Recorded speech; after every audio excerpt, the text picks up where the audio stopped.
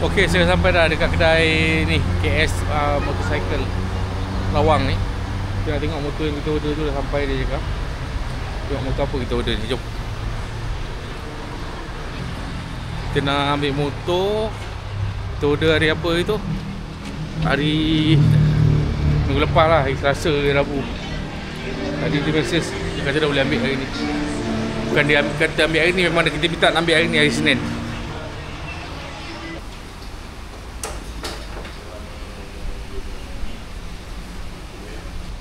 Oh, dia bagi ni velg, baju hujan dengan ni helmet. Di semua dua-dua ni kat dalam. Tak lama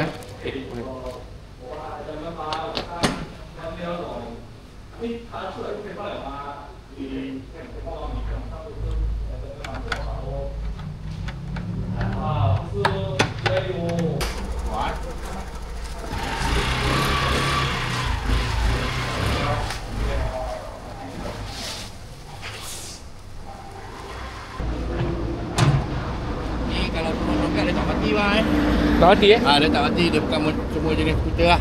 Okey. Macam skuter yang lain dia akan mati lah. Betul. Tapi dia tak pasal dia ada on off kat situ. Okey. Kalau kita Okey, kita dah dapat kita je motor. Macam biasa. Minyak dia kata boleh sampai kapal minyak yang terdekat je. Mesti lah blinking kan. Kalau kita beli, tak belikan minyak sekali. Okey, sekarang pukul 5.22. Tadi pukul 4. Berapa tadi? Pukul 4.20 berapa lah? Tak lupa lah. 41 km. Boleh lah, speed limit. Bukan speed limit, saya bawa cruising lebih kurang dalam 80, 70 macam tu. Bontot tak kebas, seat dia okey. Cuma dia goyang-goyang tu memang ada kalau laju. Tapi kalau untuk town ride, dekat-dekat, pergi taman, saya rasa motor ni memang best lah. Dia kategori fun bike. Bukannya transport lah. Dia kalau 40 km one way macam tadi ni,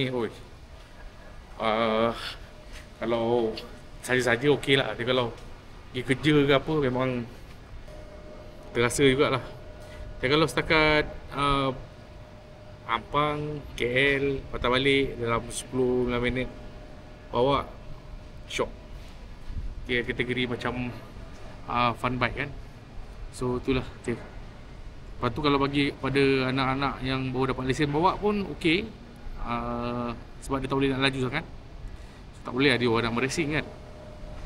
Cuma kalau kat tempat yang ada kenderaan besar, tu hati-hati sikit. Sebab dia punya speed tak laju, saya silap lori potong kita. Tu dia hati-hati sikit lah part yang tu.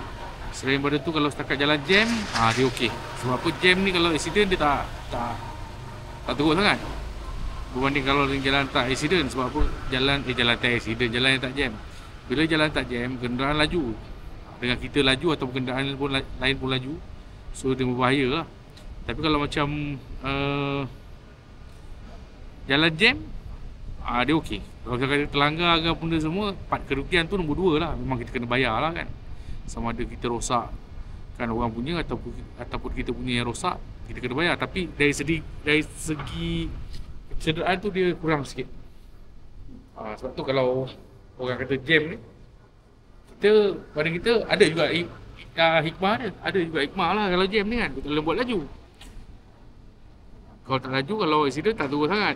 Dan kalau tak jam, kalau tak accident dia cepat. Kalau dia accident, ada kecederaan ataupun kerosakan tu dah akan lebih lagi lah. Okay, tu je buat masa ni. Vlog pendek je. Kita ambil motor dekat kedai. Okay, tu je. Bye.